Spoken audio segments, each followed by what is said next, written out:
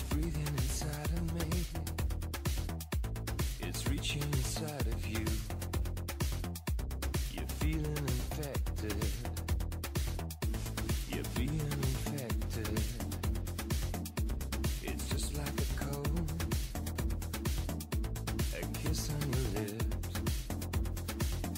Now you're taking control. Καλησπέρα, καλησπέρα φίλες, φίλοι. Η απροπόνητη μαζί σας, να σας κρατήσουμε συντροφιά. Στην αρχισυνταξία της εκπομπής είναι ο Δημήτρης Αλεπουδέας, παραγωγός και σημερινός συμπαρουσιαστής μου Μανώλης Γεωργιάδης. Στον ήχο ο μοναδικός ο Νίκος Οικονόμου.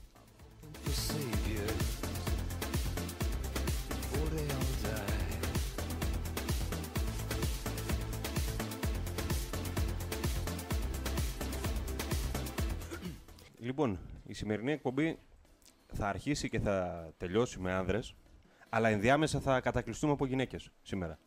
Πολύ Είναι ωραία. η τιμητική των γυναικών.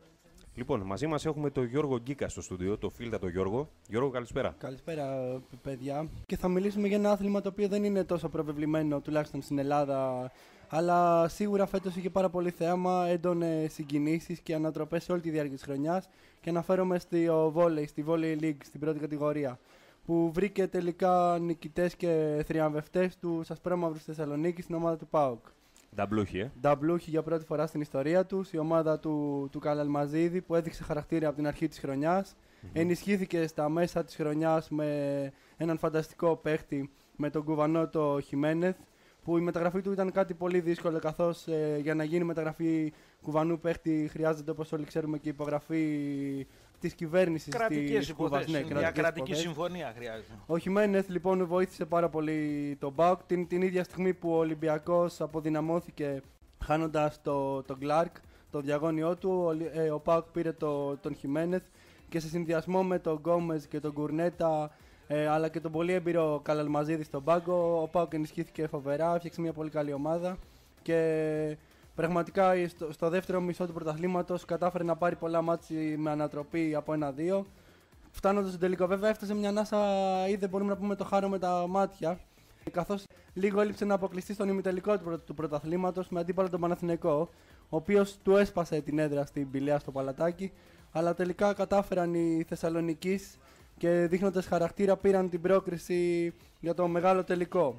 Ακόμα στη χρονιά νομίζω ότι είναι άξιο αναφοράς να δώσουμε σημασία στην ομάδα ενός νησιού που για άλλη μια φορά κατέπληξε, και μιλάω για το Φοίνικα Σύρου. Ναι. Και αυτός δυσκόλεψε το. Δυσκόλεψε πολύ τον Ολυμπιακό, κέρδισε, έσπασε και επίσης την έδρα των Ερυθρόλευκων.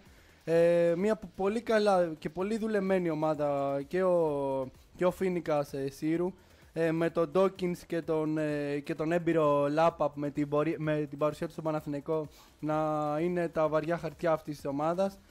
Αλλά και ότι έφτασε στον ημιτελικό του πρωταθλήματος είναι πολύ μεγάλη επιτυχία. Ενώ θα κλείσω την αναφορά μου στο βόλεϊ στην ομάδα του Παναθηναϊκού, που ήταν, μπορούμε να πούμε, η ευχάριστη έκπληξη της φετινής χρονιάς. Μια ομάδα που πέρσι πάλευε στα play-out για να παραμείνει στην κατηγορία. Κατάφερε και έφτασε όχι μόνο στην τετράδα του πρωταθλήματος, άγγιξε και το θαύμα της κατάκτησης. Γιώργο, μία ερώτηση πριν κλείσουμε το θέμα. Πιστεύεις ότι ο ΠΑΟΚ μπορεί να έχει συνέχεια? Κοίταξε, ο ΠΑΟΚ έχει μια στιβαρή και γερή διοίκηση που γενικά έχει την οικονομική δυνατότητα. Βέβαια, οι τελευταίες εξελίξεις δεν είναι θετικές, καθώς από ό,τι μαθαίνουμε με πληροφορίες, ο Γκόμες αποχαιρετά τη συμπρωτεύουσα, αποχαιρετά τη Θεσσαλονίκη. Αλλά μπορούμε να πούμε ότι υπάρχει μαγιά για να στηθεί, για να παραμείνει ο ΠΑΟΚ στις πρώτες κατηγορίες. Και αυτό είναι το στοίχημα, Αλέξανδρε, γενικά. Ο Ηρακλής, παραδείγματος χάρη, πήρε ένα πρωτάθλημα, μετά πήρε κι άλλο, έφτιαξε μια πενταετία που μπορούμε να πούμε ότι είχε μια επιτυχία, αυτοκρατορία τροποντινά. Τώρα να δούμε και ο ΠΑΟΚ είναι το μεγάλο στοίχημα. Γιατί ο ΠΑΟΚ φέτος κατάφερε να αποκτήσει και κοινό στο βόλεϊ. Και οι οπαδοί του έδειξαν στήριξη στην ομάδα, ειδικά στο τελευταίο μάτσο με 11.000 κόσμο. Ναι, όντως. Και είναι ένα από τα αθλήματα που η Θεσσαλονίκη, έχοντας διοίκηση, έχοντας ένα καλό προπονητή. Εντάξει, θα μου επιτρέψεις να σου πω ότι αυτός ο κόσμος που βρέθηκε στην Πηλαία για μένα δεν είναι κόσμος του βόλεϊ και δεν πιστεύω ότι θα ακολουθήσει τον ΠΑΟΚ. Δεν θα τον στην πορεία, απλά ήταν ένα μάτς εναντίον του Ολυμπιακού, του μισητού Ολυμπιακού. Εννοείται, εναντίον της μισητής. Αλλά εντάξει, αν γλυκάνει τον κόσμο με 1-2 πρωταθλήματα, με μια καλή πορεία στην Ευρώπη, κάποια ίσως ευρωπαϊκή κούπα μπορεί Ο Μανώλης πάντα με το υποχθόνιο σχόλιο.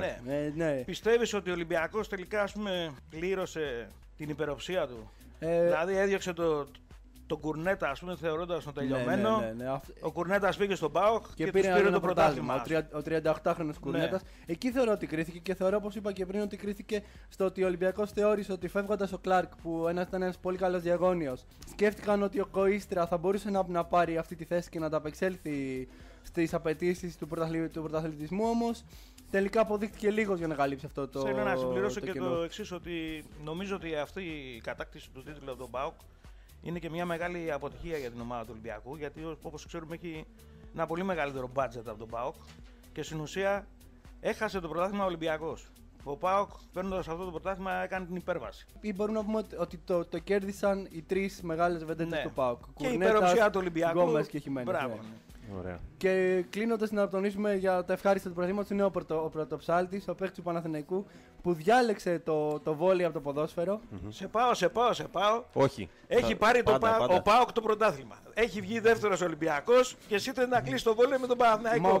Μα τι να κάνουμε τώρα, δηλαδή. Η έκπληξη της χρονιάς. Δεν είστε είδηση, κύριε μου. Ο ΠΑΟΚ είναι ο πρωτάθλητης. Ρε Μανώλη, είναι σαν να μιλάμε για πολιτική και να κλείσει χωρίς ΣΥΡΙΖΑ, μάλλον. Γίνεται αυτό. Τι να τον κάνεις τώρα? Λοιπόν, δεν θέλουμε να ακούσουμε για τα νέα για τον Παναθηναϊκό. Τελείως. Ευχαριστούμε πάρα πολύ. Ευχαριστώ πολύ, παιδιά. Καλά, Γιώργο. Καλό βράδυ.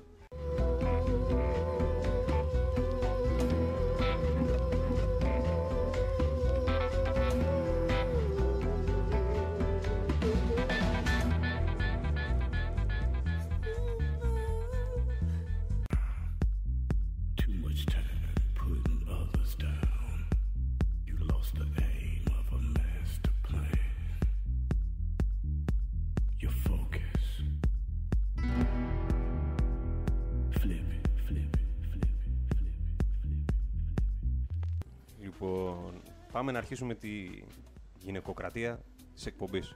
Μαζί μας στο στούντιο είναι ο φίλος ο Χριστόφορος Γκολφίνος για να μας πει ρεπορτάζ από το βόλεϊ γυναικών.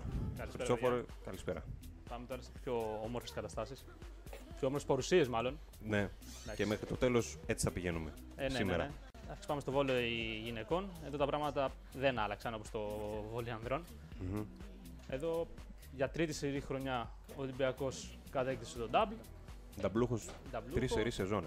Πέμπτη σερί χρονιά που παίρνει το κύπελο. Από το 12-13, 11. Από το 11. Και υπονομεύει τον ύμνο του Παναθηναϊκού ξεκάθαρα, δηλαδή. Ποτατής όλα τα σπορ, παντοτινός, μάλλον είναι Ολυμπιακός τελικά. Ολυμπιακός. Αιώνιος Μανώλης Γεωργιάδης. Τουλάχιστον στο βόλεϊ γυναικών. Ναι. Τουλάχιστον γυναικών. Εντάξει, ο Ολυμπιακός από την αρχή ξεκίνησε έχοντας την καλύτερη ομάδα. Είχε φέρει τον Ιανουάριο φέρει μια εξαιρετική παίκτρια όπως είναι η Βάνα Νέσβιτς, σε πολλούς τομείς εξαιρετική εννοούμε. Και σαν παίκτρια και σαν εμφάνιση νομίζω όλη την έχουμε δει. Ναι. Χάρμα οφθαλμών πραγματικά. Οπότε ήταν σχετικά εύκολο να πάρει και το πρωτάθλημα και το κύπελο. Το κύπελο το οποίο έγινε για πρώτη φορά και στο Αγρίνιο, να το τονίσουμε και αυτό. Πρώτη χρονιά η πόλη μου πήρε ένα μεγάλο γεγονός, αθλητικό. Ο Ολυμπιακός λοιπόν συνεχίζει. Είχα κάποια δυσκολία αυτή τη δόση στο πρωτάθλημα ή το πήρε πάλι με περίπατο, θα λέγαμε. Εντάξει, στους τελικούς είχε ένα προβληματάκι. Τώρα το 3-1 που πήγε δεν το θεωρείς. Απλά φέτος με αντίπαλο τον Παναθηναϊκό. Ο οποίος ήταν και η σχετικά έκπληξη με το πώς ξεκίνησε. Έφτασε τελικά στο τελικό και του κυπέλου και του πρωταθλήματος. Δηλαδή, ποια θεωρούσες εσύ δεύτερη δύναμη να χτυπήσει το Ολυμπιακό? Συνήθως τα τελευταία χρόνια αυτή η ομάδα που κόντραρε περισσότερο τον Ολυμπιακό ήταν η ΑΕΚ. Ήταν η ΑΕΚ. Η οποία φέτος είχε πολλά προβλήματα και διοικητικά και παικτικά δεν κατάφερε να κάνει πολλά πράγματα. Η έκπληξη μεγάλη. Η ΑΕΚ τα προηγούμενα χρόνια, μην ξεχνάμε, είχε υποστηριχθεί και πάρα πολύ από τον κόσμο της. Ο οποίος με έλλειψη, ας πούμε, το πρωτάθλημα την είχε στηρίξει πάρα πολύ την ομάδα. Ακριβώς. Το γυναικών του βολέι. Θα δεις με τον Ολυμπιακό. Του Ολυμπιακού στο βόλεϊ, ο κόσμος δεν είναι καθόλου δίπλα στην ομάδα αυτή. Στους τελικούς ήταν, στα υπόλοιπα μάτς. Μήπως στους τελικούς ήταν επειδή ο αντίπαλος. Ναι, πάντα έτσι γίνεται. Το γνωστό. Νομίζω σε αυτά τα αθλήματα που μιλάμε τώρα, πόλο, βόλεϊ, handball, συνήθως μετράει εκεί ποιος είναι ο αντίπαλος. Εγώ νομίζω ότι φταίει το αγωνιστικός χώρος. Αν τα ίδια παιχνίδια γινόντουσαν σε άμμο, να είσαι σίγουρος ότι θα είναι γεμάτο το γήπεδο. Για ευνόητους λόγους. Απλά ήταν σε τερέν. Δεν είναι και τόσο μεγάλο κίνητρο. Η Άμμος προσφέρει πιο πολλά πράγματα. Έχει περισσότερο θέαμα σίγουρα. Ναι. Σίγουρα. Αλλά εντάξει, ο Ολυμπιακός πάντως συνεχίζει. Αλλά αυτό που ξεκίνησα να λέω πριν, ότι η μεγάλη έκπληξη του πρωταθλήματος ήταν ο Παναξιακός. Ο Παναξιακός, ο οποίος έφτασε στο Final Four του πρωταθλήματος, κόντραρε στα ίσια τον Παναθηναϊκό. Ο Παναθηναϊκός κατάφερε να κερδίσει 3-2. Η ομάδα της Νάξου έκανε εξαιρετική πορεία φέτος. Πολύ σημαντικό αυτό. Μια ομάδα από ένα νησί. Ακριβώς, από ένα νησί.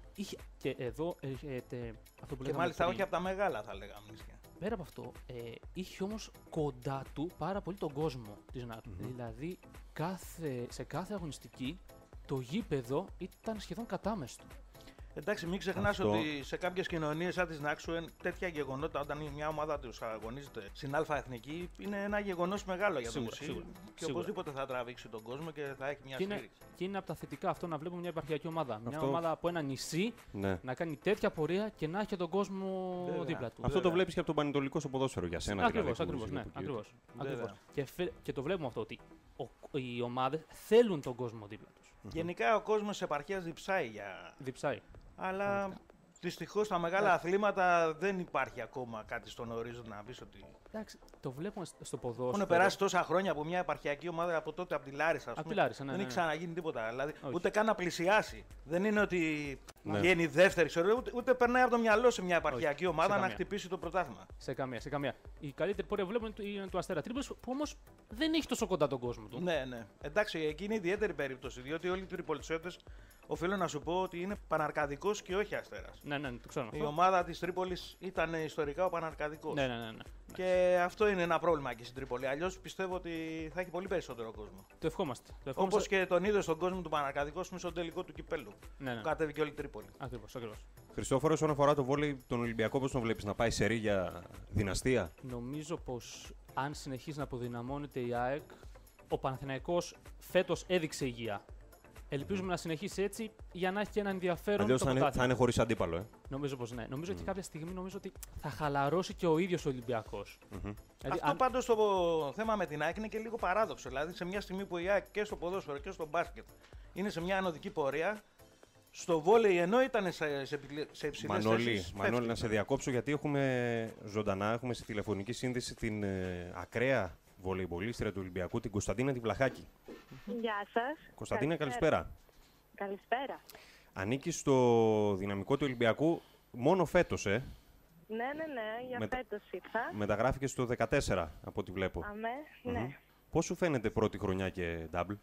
Εντάξει, σίγουρα είμαι πάρα πολύ χαρούμενη και ας μην είχα την ευκαιρία να το ζήσω ολόκληρο, γιατί τους 3 τελευταίους μήνες έχω κάνει ένα χειρουργείο και είμαι στη φάση αποκατάστασης. Είμαι έπλα στο σύλλογο. Ναι. Χάρηκα πάρα πολύ. Το αξίζαμε. Ο Ολυμπιακός είχε υψηλούς στόχους γιατί είχε και πολύ καλό ρόστερ, οπότε το πετύχαμε. Ναι. Κωνσταντίνα, καλησπέρα και από μένα, ο Μανώλης ο Γεωργιάς. Έτσι, πως άκουσα την εισαγωγή σου, είναι σαν να λες ότι θα φύγεις. Είπες μόνο για ένα χρόνο. Ή έκανα λάθος? Μόνο για ένα χρόνο είναι το συμβόλαιό μου. Ναι, από τη δική σου τη μεριά πώς το. Δηλαδή, θέλεις να παραμείνεις ή. Αυτό ήταν. Σίγουρα θέλω να παραμείνω, μακάρι να παραμείνω και το έχω πει και θα το ξαναπώ και θα το λέω ότι είναι ευλογία να είσαι στον Ολυμπιακό. Σε όλα τα αθλήματα, Κωνσταντίνα, όχι μόνο πιστεύω. Ναι, και θεωρώ, το είχα πει και πριν μπω στην ομάδα, πριν το ζήσω όλο αυτό. Τώρα το λέω 1000 με 1000% σιγουριά ότι είναι το πιο υγιές σωματείο. Από ό,τι βλέπω είσαι μόνο 20 χρονών, ούτε 20. Ούτε 20, σε λίγο. Ούτε 20, σε κάποιες μέρες. Σε κάποιες μέρες. Την Παρασκευή συγκεκριμένα νομίζω. Μέχρι τότε λέω ότι είμαι 19. Πώς αισθάνεσαι ούτε 20 και πρωταθλήτρια και κυπελούχος? Εντάξει, σίγουρα είμαι πολύ χαρούμενη και τυχερή που το έζησα. Ναι. Και πολύ τυχερή που το έζησα. Μακάρι να έχω την ευκαιρία να το ζήσω και να το ξαναζήσω. Πέρυσι ήσουν στον Ηρακλή Κηφισιάς για πόσα χρόνια? Ναι. Πόσα χρόνια αγωνίστηκες εκεί? Μία χρονιά, γιατί εγώ ουσιαστικά ανήκω στην ομάδα των Χανίων. Από εκεί είμαι, έχω έρθει εδώ για σπουδές και το συνδυάζω. Το προδίδει και το επίθετό σου την Κρήτη. Ο τραυματισμός σου πιστεύεις θα έχει ξεπεραστεί μέχρι τη νέα σεζόν, έτσι? Ναι, μου έχουν πει για την κολαστά, σίγουρα τα πρώτα δείγματα είναι πολύ θετικά και μου έχουν πει ότι το Σεπτέμβρη θα είμαι έτοιμη 100%. Μακάρι. Περαστικά από εμάς πάντως. Περαστικά. Ωραία, Κωνσταντίνα, καλησπέρα και από μένα. Εγώ είμαι ο Χριστόφορος Γκολφίνος. Καλησπέρα. Εγώ θέλω να σε ρωτήσω πώς είναι να είσαι συμπαίκτρια με την Ιβάνα Νέσοβιτς. Τι σου έχει μάθει κάποια πράγματα η Ιβάνα? Κοιτάξτε, εγώ αυτό που έχω να πω είναι ότι είναι τόσο θετική. Εκτός από καλή αθλήτρια, είναι τόσο θετική που με τέτοια αυτοπεποίθηση έδινε άλλο αέρα στην ομάδα η παρουσία της. Σίγουρα βέβαια δεν μας κοιτούσαν τις υπόλοιπες και εμφανισιακά στην ομάδα. Εντάξει, είναι ένα πρόβλημα αυτό. Εγώ προσωπικά, επειδή έχω δει αγώνες του Ολυμπιακού, καμία δεν υστερεί από την ομάδα. Αυτό είναι το μόνο σίγουρο. Από θέμα εμφάνισης. Βέβαια. Αυτό. Τίτλοι παντού σε όλους τους τομείς. Ναι, εννοείται. Είδαμε και πώς τα περάσατε μετά το double. Ναι, εννοείται. Κωνσταντίνα, και μία ερώτηση από μένα. Λοιπόν, εγώ θα σου συστηθώ τελευταίος, γιατί εγώ την άρχισα την εκπομπή, αλλά δεν συστήθηκα. Ο Αλέξανδρος ο αναγνώστου. Σχετικά με την εθνική ομάδα. Εγώ ανήκω στο beach volley. Ναι. Μέχρι πέρυσι τουλάχιστον ήμουνα εκεί. Ναι, ανήκει στο δυναμικό της εθνικής ομάδας. Εκεί του beach volley ήμουνα, ναι. Beach volley. Είχαμε μια κουβέντα πριν. Ενδιαφέρον το beach volley. Ναι, ενδιαφέρον. Και πιστεύω ότι τα γήπεδά του πρέπει να είναι πιο γεμάτα. Δεν ξέρω ποια όψη το λέτε ότι είναι ενδιαφέρον. Ναι. Από αυτή που πιστεύεις και όλος ο κόσμος που μας ακούει. Από θέμα θεάματος εντός των γραμμών εννοούμε πάντα. Εννοείται. Φυσικά. Τώρα για το καλοκαίρι, λόγω του τραυματισμού, θα μπορέσεις να εξασκήσεις το beach volley? Όχι. Και δεν είναι και στις προτεραιότητές μου, γιατί που αγωνίστηκα και στον Ολυμπιακό, κατάλαβα ότι το άθλημα που αγαπώ είναι το βόλεϊ και θέλω να αφοσιωθώ σε αυτό. Και από εκεί και πέρα να κάνω την καλύτερη δυνατή αποκατάσταση για να είμαι το Σεπτέμβριο 100% έτοιμη και μακάρι να είμαι και στον Ολυμπιακό. Ωραία. Καλή συνέχεια τότε στην αποκατάστασή σου και με το καλό το Σεπτέμβριο να σε βλέπουμε και πάλι με τη φανέλα του Ολυμπιακού. Τα καλύτερα για τη σταδιαδρομία σου. Κωνσταντίνα, καλή συνέχεια. Ό,τι επιθυμείς για την καριέρα σου. Ευχαριστώ. Να είσαι καλά, καλό απόγευμα. Καλή συνέχεια. Ευχαριστούμε.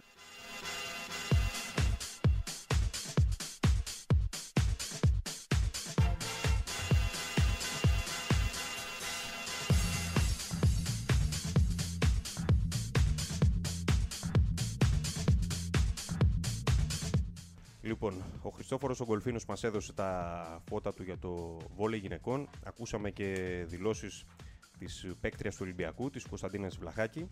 Έρχεται ο Νίκος ο Γιαννόπουλος για πόλο γυναικών αμέσως μετά το διάλειμμα. Μαζί σας.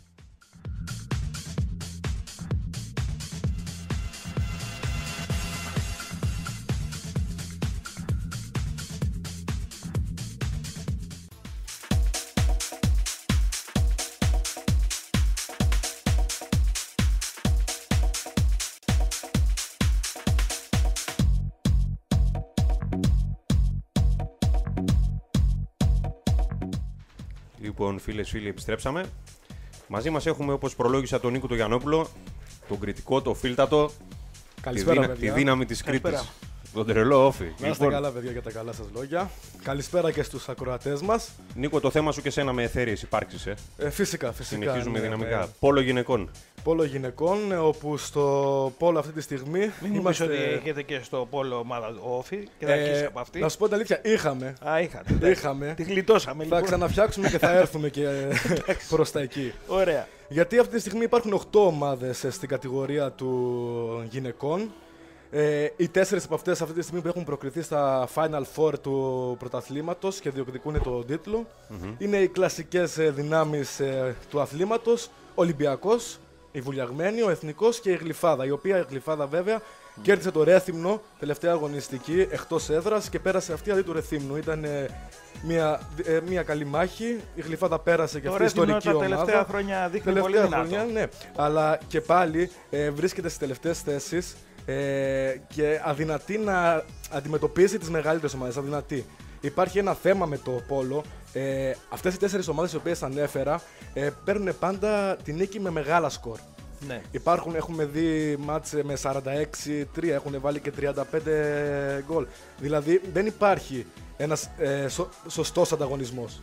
Ο Ολυμπιακός φέτος πήρε το πρωτάθλημα ουσιαστικά ανενόχλητος, όπως και θα πάει στο τελικό του πρωταθλήματος ανενόχλητος, καθώς έχει ισοβαθμεί μαζί με την Βουλιαγμένη, 2 ιστορικοί συλλόγοι, ο κάθε ένας για το δικό του λόγο. Οι 4 που προανέφερες είναι πολύ δυνατές ομάδες. Το πόλο είναι... Ναι, και αυτό που θέλω να επισημάνω, αυτό που θέλω να επισημάνω είναι το ότι έχουμε μεγάλη επιτυχία στο πόλο γυναικών. και σε ευρωπαϊκό επίπεδο αλλά και σε εγχώριο. Η μεγάλη επιτυχία του Ολυμπιακού τώρα τα λέει η όλα. Η πρόσφατη επιτυχία του Ολυμπιακού με τη Σαμπαντέλ. Η οποία του Ολυμπιακού ήταν το τίτλος που κατέκτησε, ήταν ο τρίτος στο ευρωπαϊκό επίπεδο. Αλλά στα εγχώρια και πάλι η Βουλιαγμένη είναι μπροστά. Έχει 11 τίτλους, ο Ολυμπιακός έχει 5 και η Γλυφάδα 8. Οπότε βλέπουμε εδώ πέρα το ότι είναι ιστορικές ομάδες, αγωνίζονται χρόνια τώρα στο Α1 και ουσιαστικά οι μάχες γίνονται πάντα μεταξύ τους. Βουλιαγμένη, Ολυμπιακός, Γλυφάδα και Εθνικός Πειραιώς. Ναι. Τα νότια προάστια. Τα νότια προάστια, ναι, ακριβώς. Η εθνική ομάδα τώρα όμως από την άλλη στο πόλο γυναικών δεν τα έχει πάει και τόσο καλά. Φέτος αποκλείστηκε από την Ισπανία με 12-9. Ήταν μια σοβαρή προσπάθεια για να πάρει μέρος στο World League, το οποίο θα διεξαχόταν στην Σανγκάη. Έχοντας μέσα στη σύνδεσή τις παίχτριες του Ολυμπιακού, οι οποίες κατέκτησαν και κέρδισαν την ισπανική ομάδα, αλλά και πάλι δεν τα κατάφεραν. Από εκεί και πέρα το γυναικείο πόλο με την απήχηση, δεν έχει μεγάλη απήχηση, αλλά θα μπορούσε να έχει, καθώς και ευρωπαϊκά έχει μεγάλες διακρίσεις οι ομάδες. Είναι ένα ανταγωνιστικό άθλημα. Καταρχάς το πόλο δεν χρηματοδοτείται. Οι ομάδες για να παίξουν ευρωπαϊκά πρωταθλήματα δίνουν από τον οβολό τους, από την τσέπη τους, οπότε καταλαβαίνεις ότι είναι ένα άθλημα για λεφτά, με αυτοί που έχουν τα λεφτά. Αυτό ήθελα να σου πω και εγώ πριν, όταν είπες ότι οι επαρχιακές ομάδες δεν έχουν τόσο μεγάλη δύναμη. Είναι φυσιολογικό όταν 4 ομάδες είναι στο κέντρο, παίζουν μεταξύ τους 15 μάτς σε play-off, ξέρω εγώ τι. Οι άλλοι για να μετακινηθούν, δηλαδή τώρα μια ομάδα. Είναι και το οικονομικό ακριβώς. Είναι τεράστια τα ποσά για πόλο. Μετακινήσεις των ομάδων, ξενοδοχεία και όλα αυτά είναι τεράστια ποσά. Εννοείται, και τα πληρώνουν οι ίδιες οι ομάδες. Και γι' αυτό δεν υπάρχει δύναμη στην περιφέρεια. Νομίζω ότι εκεί είναι η. Πάντως, τώρα πιστεύω πως αν ασχοληθούμε σοβαρά με το άθλημα του πόλο, πιστεύω πως θα έχει μεγαλύτερη απήχηση και θα πάμε ακόμα καλύτερα και σε εθνικό επίπεδο αλλά και σε συλλογικό. Ο Ολυμπιακός έχει ξεκινήσει ένα πεδομάζωμα από ό,τι ακούσαμε. Έχει μαζέψει όλους τους καλύτερους αθλητές της Ελλάδος πάλι. Ακριβώς. Προσπαθεί να κάνει και αυτό που είχε κάνει η Βουλιαγμένη την περίοδο το 1999 στο 2010, όπου η Βουλιαγμένη εκείνη τη χρονιά είχε με ένα σερί τίτλων και ευρωπαϊκά και εγχώρια. Είχε κατακτήσει 11 πρωταθλήματα Ελλάδος, 5 ευρωπαϊκά τρόπαια, 2 πρωταθλήματα, 1 κύπελο και 2 Super Cup. Και είχε αγωνιστεί 9 φορές τελικό ευρωπαϊκής διοργάνωσης. Δηλαδή όλα αυτά, μια τέτοια ομάδα έχει μεγάλη ιστορία. Ωραία, Νίκο. Αν και ασχολήθηκες με ένα άθλημα της πισίνας, οφείλω να σου πω ότι δεν τα έχεις κάνει μουσκεμα. Ευτυχώς. Χαιρετούμε. Πάντα μάχημος. Να είστε καλά, παιδιά. Καλή συνέχεια. Καλό βράδυ.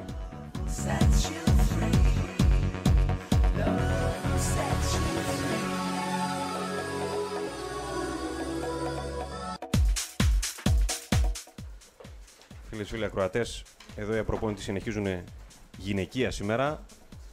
Μπάσκετ γυναικών. Ο φίλος ο Στάθης ο Αγρογιάννης μαζί μας. Στάθη, καλησπέρα. Καλησπέρα, παιδιά. Είχαμε το ελληνικό και φέτος, Τι έχουμε για το Λοιπόν, πάμε γρήγορα στο μπάσκετ γυναικών. Φέτος το ελληνικό πάλι έκανε το double. Πήρε κύπελλο και πρωτάθλημα. Φαίνεται ότι πάει να χτίσει μια δυναστεία. Ήταν υπερηχητικές, θα λέγαμε φέτος, τα κορίτσια της κυρίας Καπογιάννη. Βασικά το ατού τους ήταν το ρόστερ. Το βάθος στον πάγκο που είχαν μια δεκάδα παικτριών που μπορούσαν να πάρουν ανά πάσα ώρα και στιγμή την ομάδα στην πλάτη τους. Επίσης είχαν και την Τζόνσον που μαζί με την Όλιβερ του Παναθηναϊκού ήταν από τις καλύτερες ξένες του πρωταθλήματος. Και επίσης δεν είναι τυχαίο ότι σε 3 χρόνια που έχουν στην Α1 έχουν παίξει και στους 3 τελικούς. Μόνο πρόπερση χάσανε το τελικό από τον Παναθηναϊκό. Δεύτερη, η ομάδα του Παναθηναϊκού, η οποία σε έναν τελικό που έχασε με 3-2 νίκες από το ελληνικό, φαινόταν όμως ότι υπάρχει διαφορά, γιατί στα 3 παιχνίδια που δώσαν μέσα στο ελληνικό, τα 2 το ελληνικό τα πήρε πολύ εύκολα, με πάνω από 18 πόντους. Το τρίτο όμως, το τρίτο ήταν μάτς, κρίθηκε στον πόντο, στο τελευταίο καλάθι.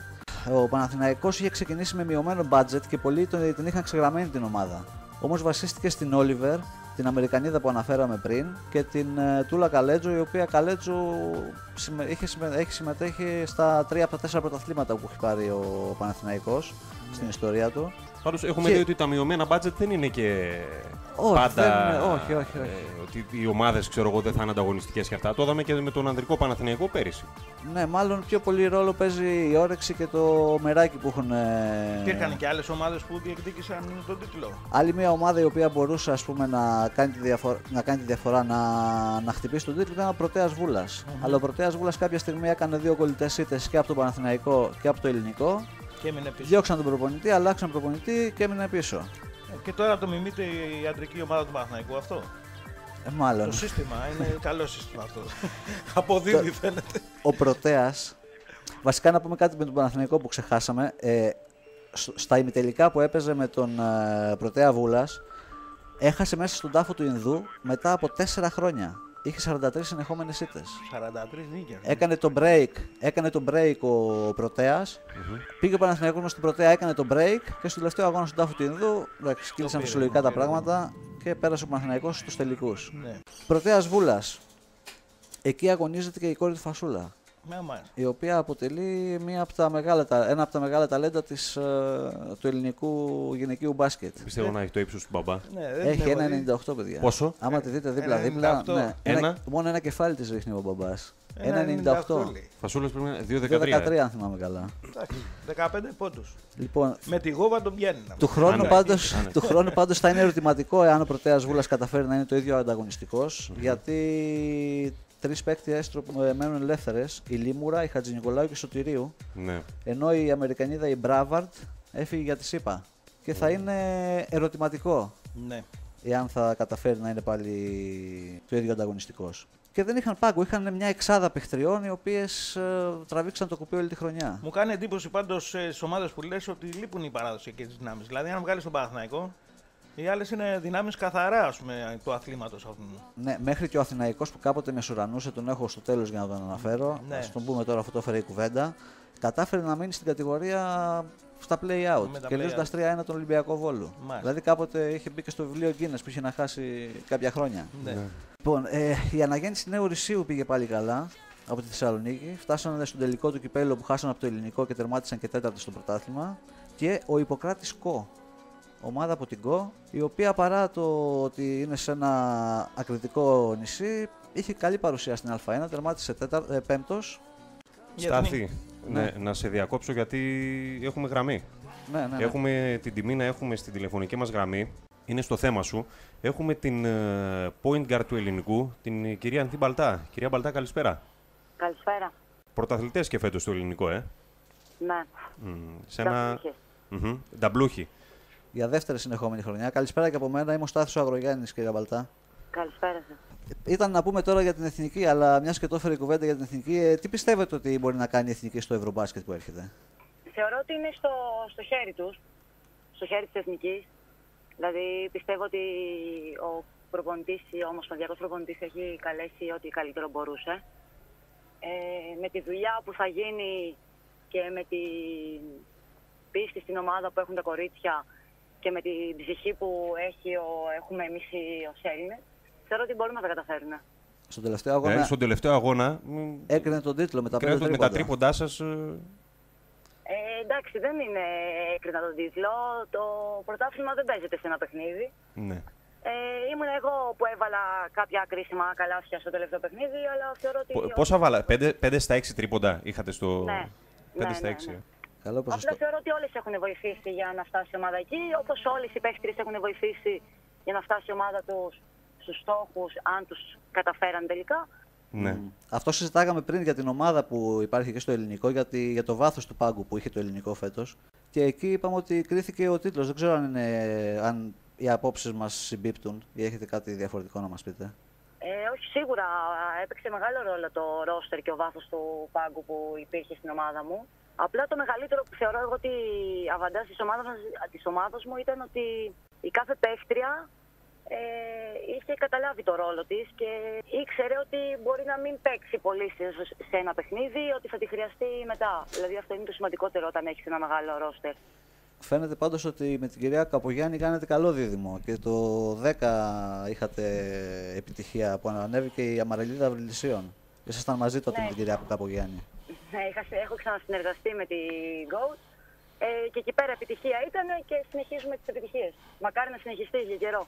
Ωραία, πάντως βλέπουμε ότι το ελληνικό έχει και ένθερμους υποστηρικτές. Πάνε εκείνες τις εποχές που παίζατε μεταξύ συγγενών και φίλων, γεμάτο το είδαμε το κλειστό. Είχε πολύ κόσμο το γήπεδο και ήταν μικρό, πιστεύω, για να χωρέσει ένα τέτοιο κρίσιμο παιχνίδι.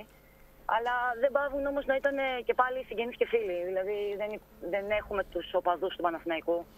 Αλλά εντάξει, πιστεύω ότι χρόνο με το χρόνο περισσότερος κόσμος θα βλέπει γυναικείο μπάσκετ και θα έρχεται περισσότερος. Ωραία. Ευχαριστούμε πάρα πολύ που μας κάνατε την τιμή. Να ευχηθούμε επιτυχίες προσωπικές και με την ομάδα. Σας ευχαριστώ πολύ. Να είστε καλά, γεια σας. Καλά, ευχαριστούμε. Καλό βράδυ.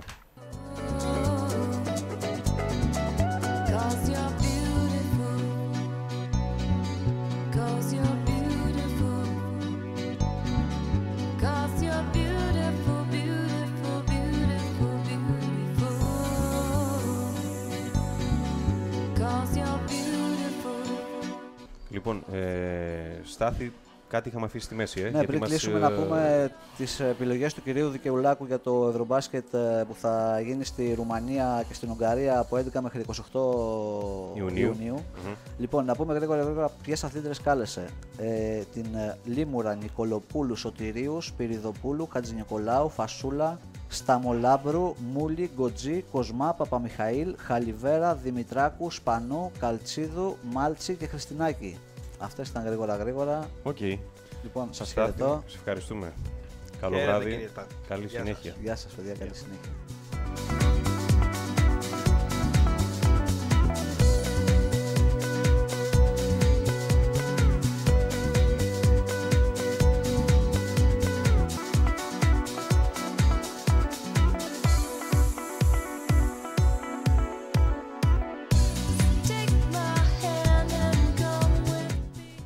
Λοιπόν, φίλοι, να κλείσουμε με ένα τελευταίο θέμα γυναικών. Handball γυναικών. Το λιγότερο προβλημένο άθλημα. Ναι, όντως. Μαζί μας ο Δημήτρης Γιαννούκος. Καλησπέρα, παιδιά. Καλησπέρα, Δημήτρη. Γεια σου, Δημήτρη. Ας πούμε λίγα λόγια για το άθλημα αυτό, το οποίο είναι το λιγότερο προβεβλημένο σχετικά με το πόλο, το βόλεϊ και το μπάσκετ γυναικών. Ναι. Το πρώτο πανελλήνιο πρωτάθλημα ξεκίνησε το 1982. Μέχρι τη σεζόν 93-94 που μετονομάστηκε πρώτη φορά σε πρωτάθλημα Α-Εθνικής. Η πολυνίκης του θεσμού είναι η Αναγέννηση Άρτας με 12 τίτλους. Ακολουθεί η Βέρεια και η Ορμή Πάτρας με 6 και ο Άρης Νικαίας με 4. Να και ένα πρωτάθλημα που πρωταγωνιστούν ομάδες επαρχιακές. Δημήτρη, υπάρχουν ομάδες γνωστές. Δηλαδή, ας πούμε, είδαμε ότι στα προηγούμενα αθλήματα και στα 3 υπάρχουν ονόματα μέσα. Παναθηναϊκός δηλαδή, Ολυμπιακός. Πάντα. Η μόνη ομάδα που έχει κατακτήσει τίτλο είναι ο ΠΑΟΚ το 2013. Όλες οι άλλες είναι ομάδες επαρχιακές, μικρές. Handball. Ναι. Δηλαδή, ας πούμε, η ΑΕΚ που στο handball ανδρών δεν υφίσταται καν στο γυναικών. Όχι. Δεν έχει επιτευχθεί κάποια διάκριση από μεριάς τους. Όχι. Και παρατηρούμε ότι είναι το πρωτάθλημα των σερί, καθώς όλες οι ομάδες που έχουν κατακτήσει τίτλους το έχουν κάνει με σερί κατακτήσεις. Όπως η Αναγέννηση Άρτας με τους 12 τίτλους από το 1995 μέχρι το 2006. Το φετινό πρωτάθλημα. Τώρα είμαστε στη φάση των τελικών για τις θέσεις 1-2 που δίνουν τον πρωταθλητή, αλλά και 3-4. Ποιες ομάδες είναι? Όσον αφορά την πρώτη σειρά των τελικών, είναι η Νέα Ιωνία με την Ορμή Λουξ. Η σειρά είναι ήδη στο 1-0. Η Νέα Ιωνία νίκησε την Ορμή Λουξ το Σάββατο που μας πέρασε. Ναι. Νίκησε το Σάββατο που μας πέρασε την Ορμή Λουξ, ένα επεισοδιακό μάτς με 33-30. Και είναι στο δρόμο για να κάνει το double, αφού κατέκτησε και το τίτλο πέρσι. Στα προηγούμενα αθλήματα είχαμε και ζωντανές γραμμές, από ό,τι άκουσες και εσύ. Ναι. Σε αυτό το άθλημα, το λιγότερο προβεβλημένο, υπάρχει κάποιο φωτεινό αστέρι, κάποια παίκτρια που να κάνει τη διαφορά? Γιατί σε ένα πρωτάθλημα χαμηλού βεληνικούς δεν ξέρω τι υπάρχει. Υπάρχει μια μεγάλη ελπίδα του αθλήματος, μια 17χρονη, λέγεται Ολίνα Ανδρίτσου και μιλάει όλος ο φίλαθλος κόσμος του handball για το ταλέντο αυτό. Αγωνίζεται στον Αμίντα Αμιντέου και χαρακτηριστικό είναι ότι σκόραρε 15 γκολ στην τελευταία αναμέτρηση, πράγμα που αποτελεί ατομικό ρεκόρ. 17χρονη. Και φέτος μάλιστα στα 17 μάτς που έχει αγωνιστεί έχει πετύχει 130 τέρματα. Πόσα? 130 τέρματα. 130 τέρματα. Μέσο όρο 7,6. Σε επίπεδο εθνικής ομάδος, κάνουμε τίποτα εκεί στο handball γυναικών? Σε επίπεδο εθνικής ομάδος τα πράγματα είναι λίγο δύσκολα. Καταλαβαίνεις τώρα με τη χαμηλή ανάπτυξη. Ναι. Εδώ δεν πάνε καλά αθλήματα όπως το μπάσκετ. Ναι. Όπως σχολίασε εδώ πέρα και η Ανδρίτσου, η οποία είναι στην Εθνική Νεανίδων, είναι μέλος της Εθνικής Νεανίδων.